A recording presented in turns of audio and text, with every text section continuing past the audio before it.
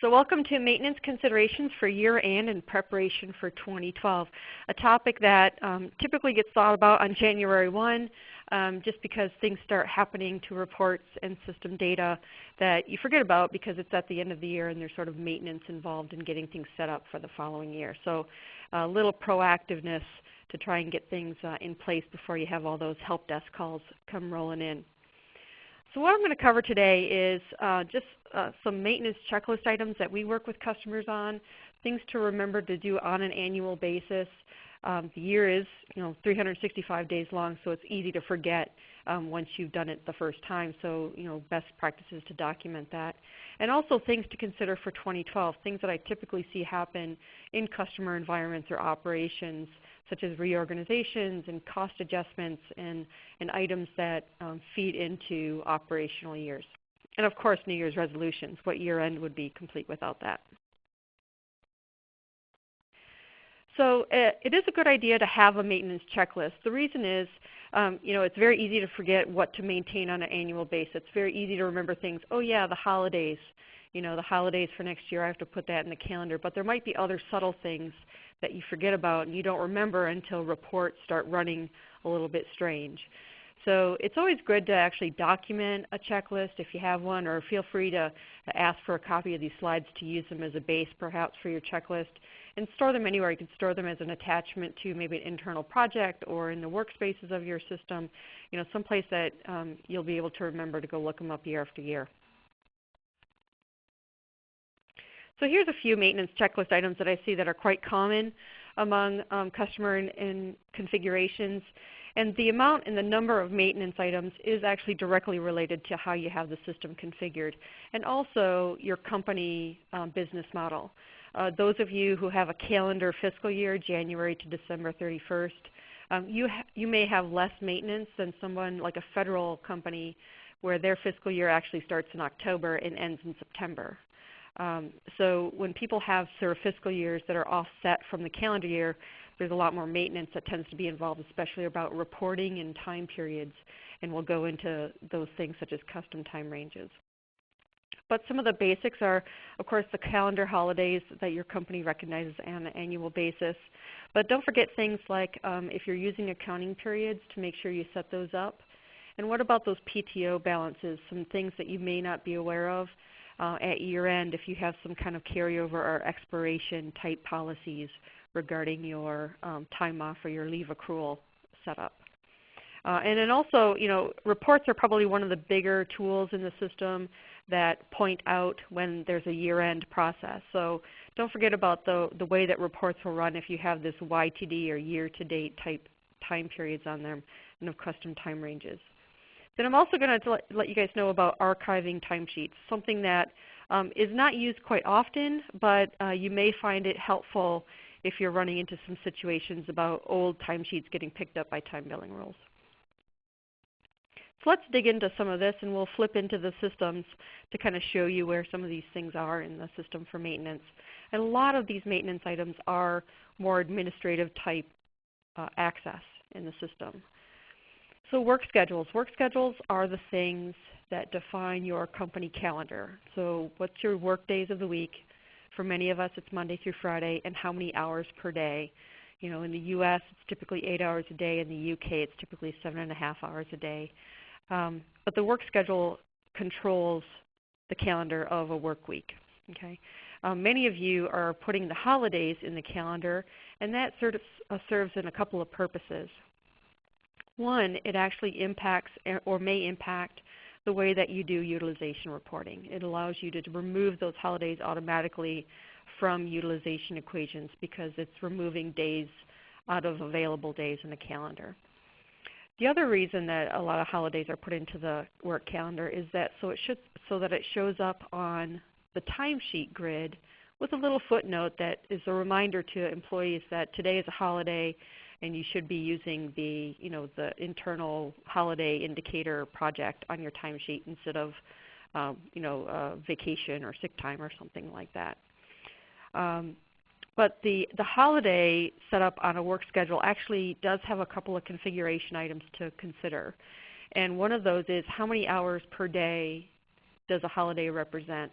And really the impact is how are you handling data in the system. So let me show you where the work schedule is itself. It's in the administration module. For those of you who have the account module, it's under account and company. Okay? And then you click on work schedules. Oh no, it's under account and work schedules. Sorry, I'm forgetting the old interface. And as you open up the work schedule, the typical definition is number of days and hours per day, or you can turn on a feature that puts hours per Monday, Tuesday, Wednesday, Thursday, Friday. And then holidays are called exceptions to the work calendar. So you can put the name of the holiday and the start and end date of that holiday. Okay? All that's pretty straightforward, but the thing that is sometimes dependent on how you're doing reports and running reports is this hours per day column.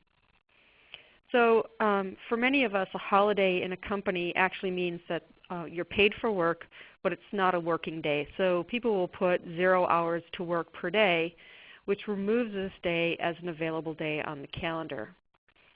The major impact in areas of the system for this are the removal of days from things like the resource grid, okay, the resource booking chart. So if I look at a booking chart, you'll see that in my company, Monday the 26th, I believe it is actually an exception day. It's a holiday. That day is not available to be used in resource management. Okay. Also on timesheets,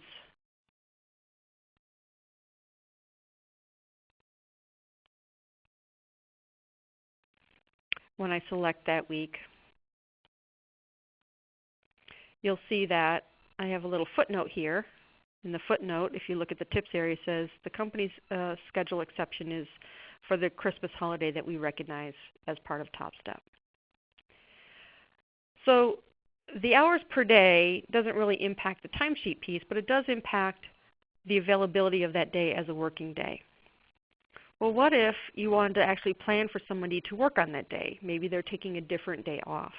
Or maybe in your company it's a holiday, but you still want the ability to schedule somebody Monday through Friday. Okay? When you have that kind of situation where you still want the day to be available for scheduling, you actually change the hours per day setting to 8, or whatever the work day is.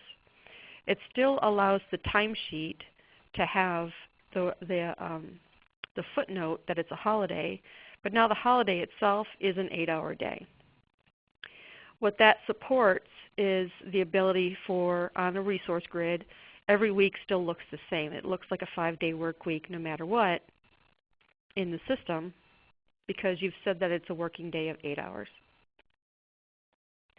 The impact, if you do that though, is how do you make sure that your utilization reports accurately reflect that time off or that vacation time in the system. And that's when you start to have to use custom calculations in the system. So you can see here I changed my work schedule to say it's a holiday, but people can also work on it, and now I have a full 5-day week for those 2 holiday weeks. So that's the difference between 0 hours as an exception and 8 hours. It depends on how you're doing your resource management and how you're running your utilization reports. So just something to consider as far as setting up those exceptions.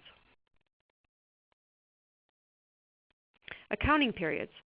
So in the system, there is the ability to capture accounting dates, actions such as when was the timesheet created and having that be an accounting date, for example. There is an extension to the accounting date function called accounting periods, which allow you to control what period is quote-unquote active, similar to how an accounting system would have an accounting period being opened or closed. When you use accounting periods in the OpenAir, it does allow you to align closer to a financial system and primarily to do reconciliation between your accounting group and the people that are running reports out of OpenAir, financial reports out of OpenAir. I see accounting periods primarily used on transactional data such as revenue recognition and invoices. We've all probably run into that challenge where we're doing November invoicing, we're generating our November invoices, but today is December 1st. So the challenge is, well, do I date it 11/30 as November 30th as the invoice date, so it shows up as a November invoice, or do I date it December 1 because it's for November? And just that 1 day difference makes a difference for how do you include it on reports. So accounting period sort of solves that problem. Accounting periods say, it just stamps it on there saying, I don't care what the date is of this, I don't care when it was created, this is considered November. Okay? And accounting periods are able to be set up for all of the months of a calendar, and you can set which one is the current period. And each month you would then change that accounting period to that current accounting period to the next period, so that when you run transactional data, it would be stamped with the quote-unquote current accounting period. So even in TopStep, we take advantage of this feature, especially on revenue recognition, because we may recognize revenue in different months than when we invoice it, because we are on a cash basis system. Those of you out there, you may have revenue recognition when you get customer sign-off, and that may be different from when the invoicing was sent out. So things like going into the revenue recognition rules, when you would run revenue, you can use this accounting period function and have it stamp onto the transactions that are generated what the current accounting period is. So you don't have to worry about what the dates are of the revenue rules or when the revenue was created. It really is whatever the current accounting period is in the system. The definition of an accounting period is back here on the Administration tab, and it's a feature that you can get activated to set up the different months in your accounting period. And since it's months and calendar related, this is one of those month-end or year-end activities, because you do tend to have to set these up on an annual basis, all the accounting periods for the next fiscal year. And what I typically do when we set up these accounting periods is that we put a start date and end date, which represent the time period of that month, for example, and then I use a middle of the month type date to make sure that there's a standard reference date stamped on all of the transactions. And within these accounting periods, you can set what the current accounting period is, and each month you change that setting so that you keep in line with accounting.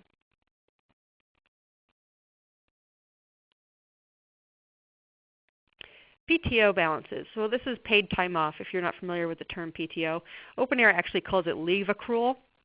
Many people rename this to vacation or schedule requests or time off, but it's really the leave accrual functionality in the system. What the leave accrual functionality allows you to do is track vacation balances, time off balances, according to your benefits and policies, for example.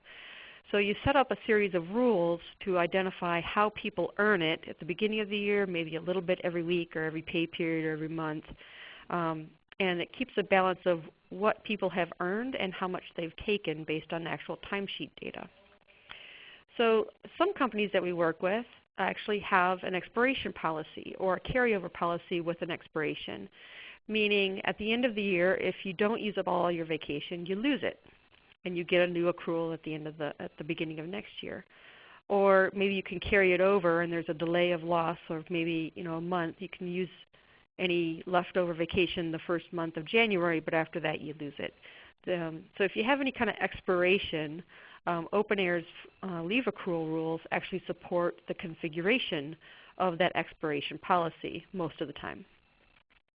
The reason it wouldn't is I've run into a few situations where there's a unique carryover situation that the rules really can't handle, but for the most part they can handle expirations pretty sufficiently. The challenge with the expiration of your vacation balances, however, is how OpenAir can see the balance. And really what happens is if there's a positive balance in your bank, so you still have maybe 4 hours left or 8 hours left in your vacation bank, if you've set the rules up to expire, OpenAir sees that positive value, and what it does is it automatically creates a negative accrual, sort of an oxymoron I realize, but a negative accrual transaction which basically zeroes out the balance at the expiration date. So for some of you it may be at the end of the year. So you'd see a transaction auto-generated from OpenAir with the notes that say loss of accrual, and it has the negative amount to offset the positive remaining balance. So you get a balance of 0 for the fiscal year or for the calendar year, for example. However, something to be aware of is that if you have on your timesheet rules allowed people to take more vacation than they have in their bank, okay, this is on the timesheet rule control, and I'll show you where that's set. If you've allowed people to overdraw on their banks, it will create a negative balance. The expiration clause in OpenAir and the processing of the expiration in OpenAir cannot see negative balances. So that negative balance will stay in the system when the expiration time goes by. That means the way that leave accrual works, and when you run reports, it tends to accumulate over the life of the accrual rule. So if you run a balance report without any date ranges on it, it will accumulate all of the transactions, positive and negative, since the beginning of that person's leave balance. Why is that important? If you don't zero out that negative balance, it's going to deduct that balance from the next year's vacation allotment. Okay, that might be behavior that you want, but just be aware that negative balances do not zero back out automatically. You have to do manual adjustment by creating a positive accrual transactions and putting the note in there saying adjustment for loss of accrual or zero out accrual, so that people start off fresh with a zero again, depending on what your policy is, of course. Okay. So let's take a quick look in the system of that for those of you who are using leave accrual rules. So if we look at what a leave accrual is all about, so this rule, for example, gives people 3 weeks of vacation at the beginning of the year. You may have a monthly accrual or a biweekly accrual that gives people earn it throughout the year type thing. And on this rule, the time expires on December 31st, which means on January 1st, and there is a zero balance from December 31st because a negative transaction is put in there to zero out the balance, and a positive value is entered on January 1st for the full amount of the accrual in this situation. But if there was a negative balance on December 31st, nothing would be entered automatically in OpenAir. So if I go to the timesheets module and look at the leave accrual balances, let's do something like last year. Okay, so we have right here. This person still had 4 hours left to complete in their balance, but the OpenAir automatically created a negative loss balance transaction. If this person had overdrawn their bank, what you would have to do is create a new transaction in a positive amount for the last day of the year to make sure that the person zeroes out their balance. So you'd have to do a manual transaction to make sure that balance is zero. And the reason that's really important is you may be saying, but on reports I can always put a time frame on the reports to make sure I'm only picking up the balances for January to December and not everything from the beginning of time. Just be aware that when you go to the dashboard itself or the home module, if people have access to this My Status area, when you run the current leave balance report, it pulls everything from the beginning of time for this person.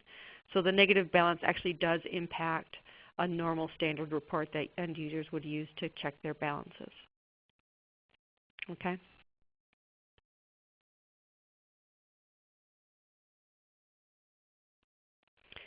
Some report items to be aware of, specifically year-to-date configuration reports. You may be wondering, what would you use that for, or why would you have one of those? Year-to-date reports are good for sort of annual reporting. TopStep has some of these reports that we use to basically do a fiscal year accumulation of how are we doing against our revenue goals for the year. So we do a January to December report year-to-date and accumulate it month over month so that we get at the end of the year, we see what the total value is and see it grow over the months for billing, for example. So our year-to-date configured reports are set up to give us monthly information.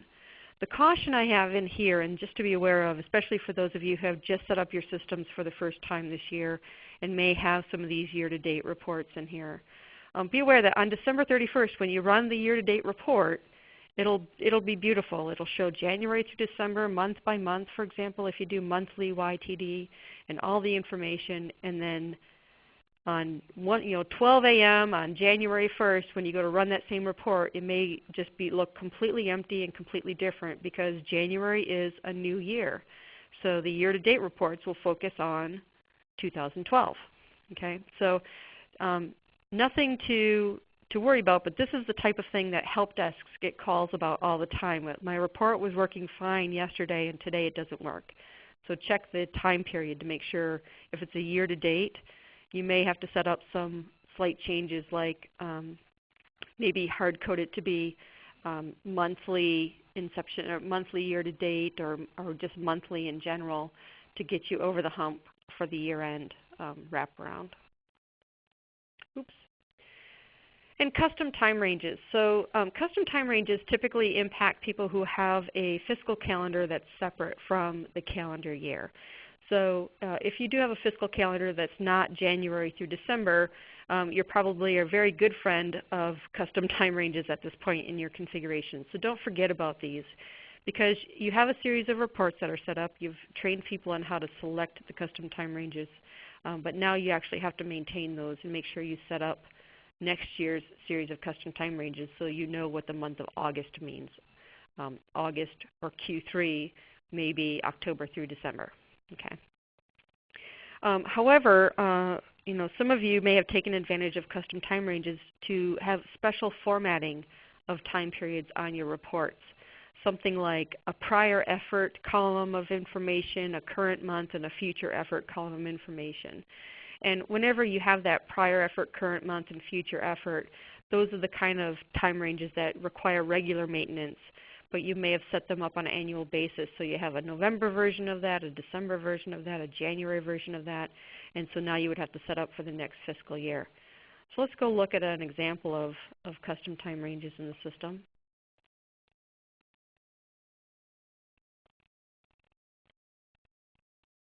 So for example, I have this November 11th inception to date.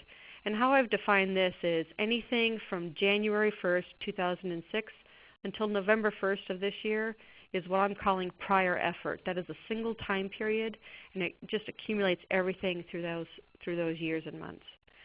Then between November 1st and December 1st, I want November information. So that's a separate time period, which happens to be a month. Then I want future effort, which is December 1st until 2 years later at the end of December. So I'm looking at information before the month of November, after the month of November, and just the month of November. And how that looks on reports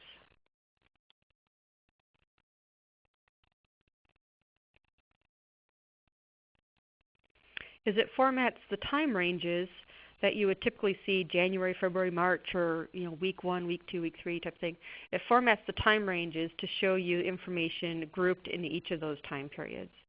So if you have started using custom time ranges to get a little fancy with the time periods on your reports, remember you'll probably have to set up a whole series of those for the next calendar year.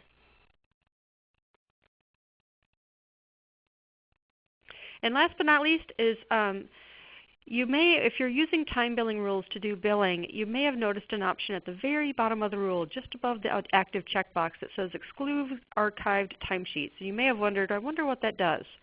Well, here's what it does. If you have timesheets in the timesheet system, which many of us do, time billing rules will pick up anything that's approved, and I think we all know that part of it. However, there are situations where you may want to archive those. You want to move those out of the way, and you want to make sure that they're locked, posted, not picked up ever again, and you want to archive those. And actually OpenAir supports archiving of those timesheets. You're still able to get to them from a reporting perspective, but the timesheet billing rule itself, the time billing rule itself, will not be able to see those timesheets. So what I'll see people use this for is after 4 or 5 years of using the system, they may start archiving 3 years worth of data and just keep the last year current for available access, just in case something gets created or some kind of rule gets set up where you may be picking up old timesheet data. Part of the policies some customers are using is that at the end of the year, all timesheet data is archived after year-end close, so they have a fresh year starting forward. The caution here is, of course, make sure all of the timesheets are actually in and processed before you do the archiving so you don't miss any potential revenue before the end of the year. If you're not familiar with the archiving feature, it's actually in the timesheet module, and it's a tab called Archived. So if you see this Archive tab, what you can do is you take approved timesheets, you can select them, and then when you run an action, you can move them to the Archive tab. When they're in the Archive tab, you can have time billing rules completely ignore these activities. So let me go into billing here, and I'll show you a time billing rule. And remember this checkbox that you see every now and then? Exclude time from archived timesheets. That's the whole purpose behind it. So it is defaulted as checked, by the way, which is something that people also may not be aware of. So it's defaulted as checked. If you move the timesheets, then they won't have a possibility of being processed by time billing. So now that we've covered some of the maintenance items that you may have to deal with in your organization, now we have to prepare for 2012. And what are the things that typically get impacted year over year? You know, you may have PTO policy changes, time off policy changes. You always have to deal with user promotions within companies, and how does that impact the person's job code and maybe the department they're in, or what their cost is, for example. Utilization targets may be adjusted based on the budgeting plan for the following year. And we always have those cost of living adjustments to consider as well. Salary changes, not just promotions, but general salary changes year over year. You may also consider putting revenue and billing targets into your system that you can use dashboards to track information.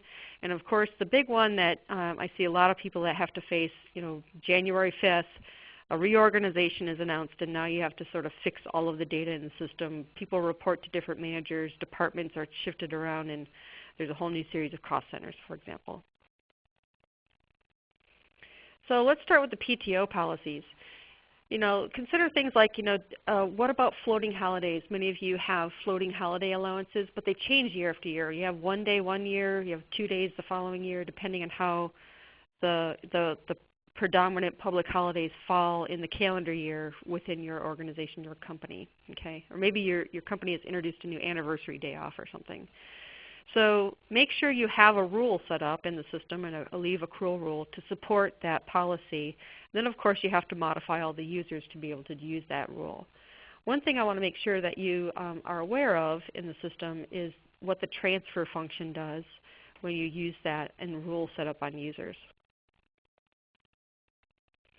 So in the leave accrual setup, you basically associate a rule to a person, and then you basically, if you want to set up a new rule or roll things together, you can identify a new rule and say, when does it take effect? Okay? And if you weren't aware of it, all you need to do is put a start date, and then OpenAir will know from that date forward it'll keep running that accrual rule year after year until it's done. But in this example here, like the vacation 3 weeks, and after 3 years with the company, maybe the person gets a 4-week vacation. It's a seniority type thing. Use the transfer function to make sure that whatever balance is left over from this first vacation rule is automatically transferred to the 4-week rule, so that everything is kept clean as far as where the vacation balances come from in the system.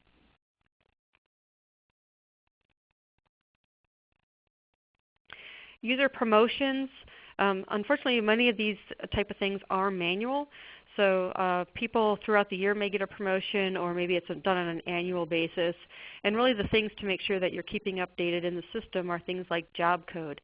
Job code may be something that you're using as billing rates in the system, either directly on time billing or using rate cards. So a promotion actually would mean an impact on the invoicing rate as well. So make sure that you're keeping those things up to date, as well as the cost that you're tracking in the user record. If you do have some kind of salary cost tracking, you'll have to make sure that you keep that adjusted according to their promotions. And if their default bill rate, which ideally is one of the cost values that you're using, we've covered that in earlier webinars, you make sure that default bill rate reflects their promotion as well. Utilization targets. So many of you have utilization targets, and it would be wonderful if they're the same targets year after year, but things change, budgets change, processes change, offerings change, and utilization targets are one of the things that are probably the most flexible year over year, depending on how the organization's revenue targets are being defined.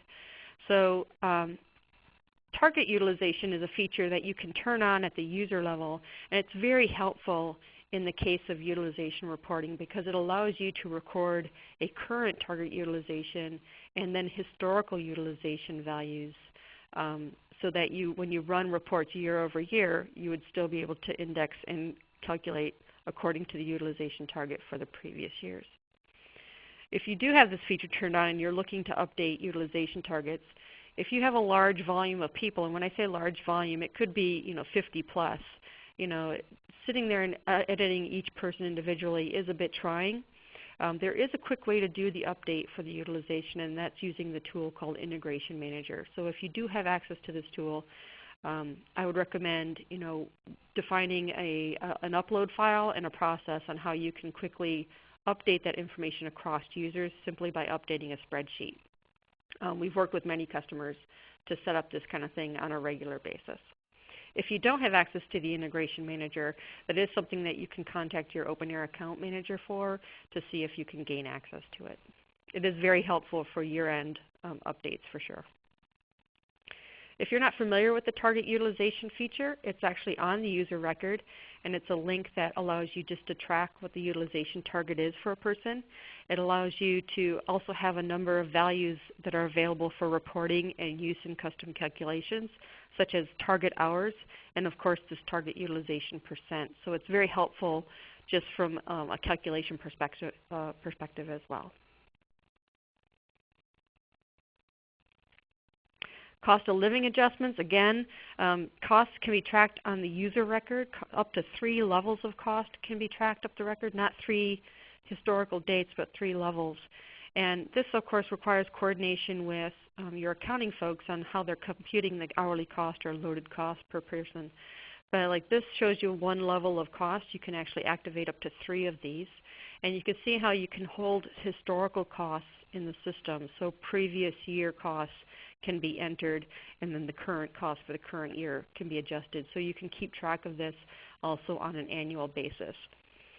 Again, if you have more than 50 customers, the manual update may not be very appealing. So the Integration Manager is also another option for you to be able to load this data very quickly through a spreadsheet process.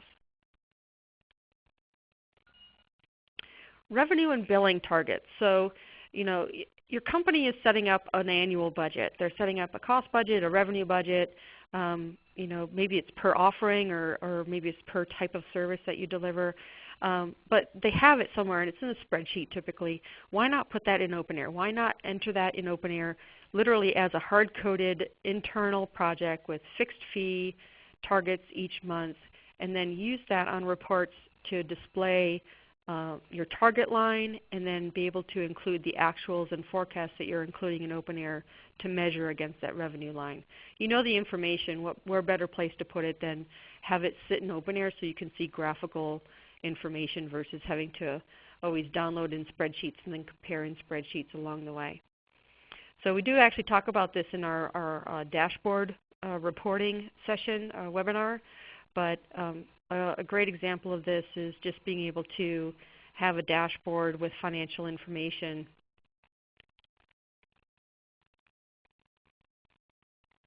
where you track the revenue target for the year.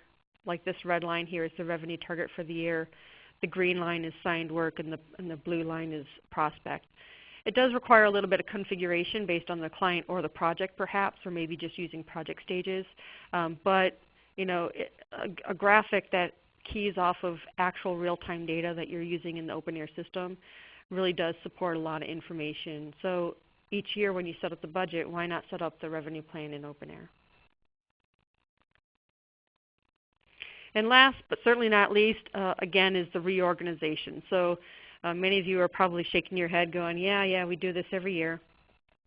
Just to remember, reorganization is more than just changing a department, for example.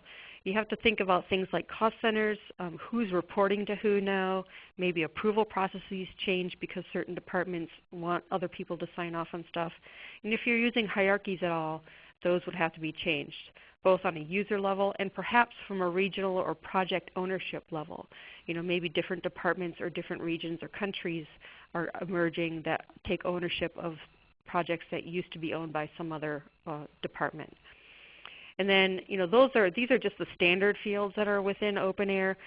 You'll have to also consider things like the custom fields that you've defined, which also identify sort of ownership or regional structure that you'll probably have to update as well. And you'll be able to use it. The Integration Manager is a great useful tool for this because you'll have to make major changes probably against a lot of projects as well.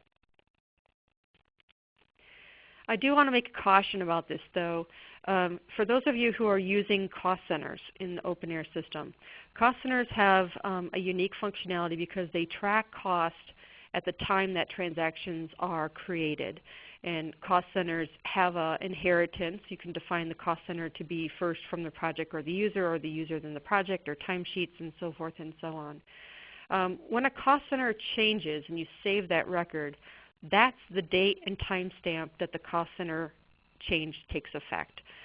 There isn't an index or some kind of date setting that you can control like you can on the cost rates or the target utilization. The saving of that cost center change is when the change occurs. So really be aware of that because if you do make the change and it's like a week after the cost center was set up or something, you may have to go back and use the Integration Manager to correct data that may have already been put into the system.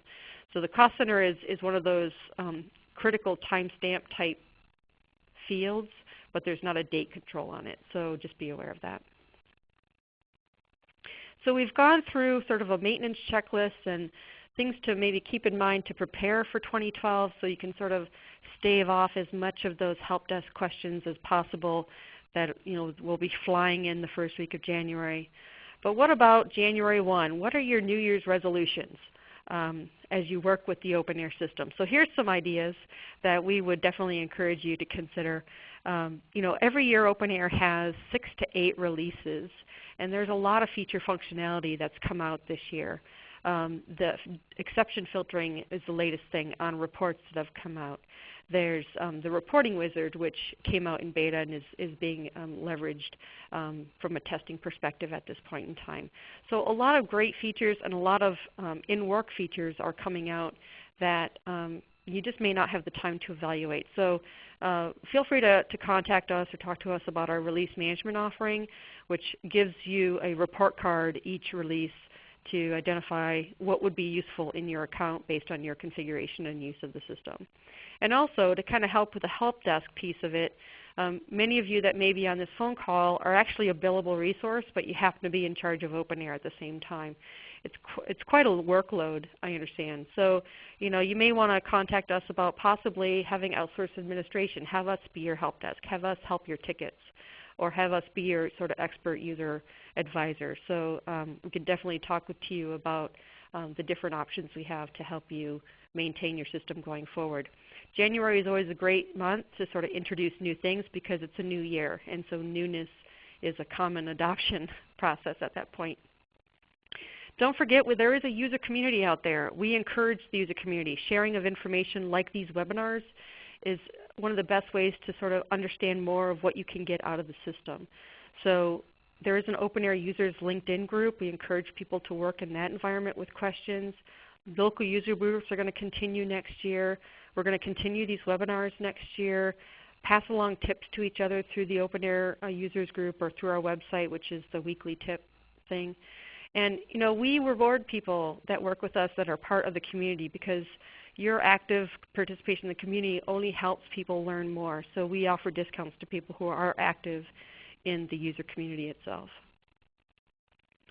And I do want to take the time on this call to thank you all for your support and feedback, especially over this whole past year, because we've gotten great feedback from people, especially about these webinars.